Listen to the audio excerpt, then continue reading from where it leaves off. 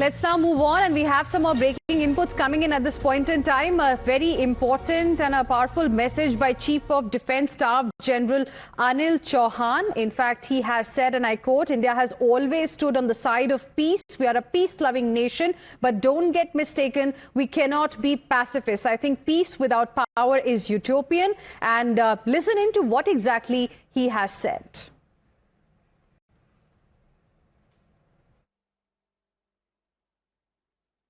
India has always stood on the side of peace. We are a peace-loving nation, but don't mistake, we cannot be pacifists. I think peace without power is utopian. And over here, I like to quote a Latin quote, which goes like this: "Si vis pacem para bellum," which translates, "If you want peace, prepare for war." This is also aptly captured in the poem of Ramdhari Singh Dinkar, that's Shakti and Shaba, in which he says that "Shama shobhati us bhujang ko jiske paas garal ho, uska kya jo danthin vishrahit vineet saral ho. शहनशीलता दया शबा को तभी पूछता जग है, बल का दर चमकता जब उसके पीछे जगमग है." I think this is very important. As regards the theme of India. Let's now go across to my colleague Srinjoy Chaudhary, joining us live right now for more on this. Srinjoy, good morning. I think the message is loud and clear, from General Anil Chauhan. If you want peace, prepare for war.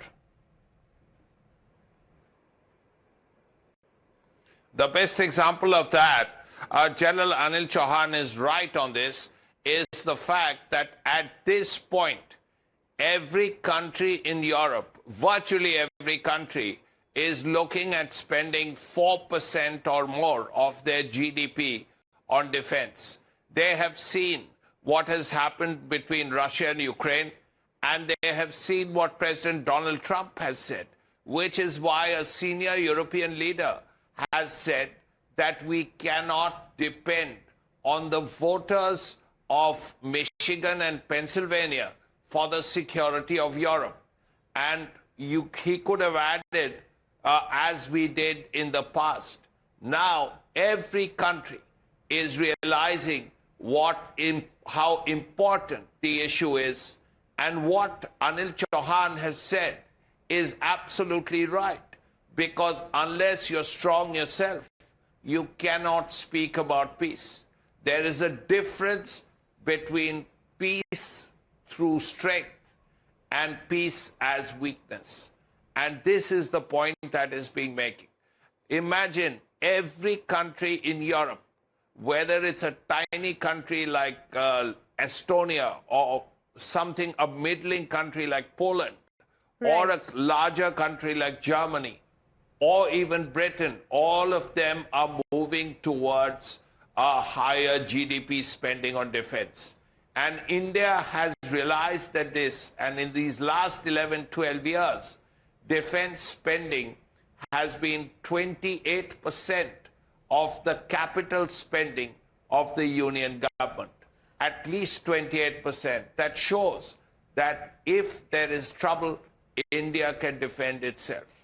All right. Thank you very much, Srinjoy. Appreciate you joining us with all those inputs. In fact, viewers, CDS, General Chauhan, in fact, spoke about a number of issues. He also spoke about Operation Sindoor, and he said that Operation Sindoor was a modern conflict. This is what he said, from which we learned a number of lessons, and most of them are under implementation. Some, of course, have been implemented already. He also reiterated that this operation is still on, and the most important point that he made was that we are here to discuss something beyond Operation Sindoor. Listen in.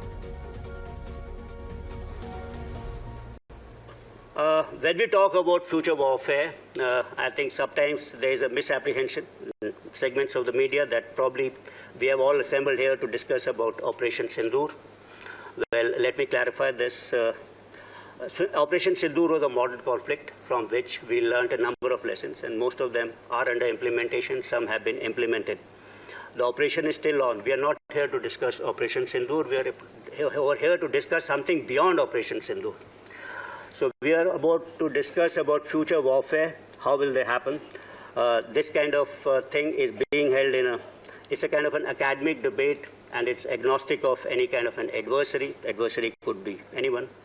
And it can be taken as part of our understanding, part of our preparation for being prepared for future warfare.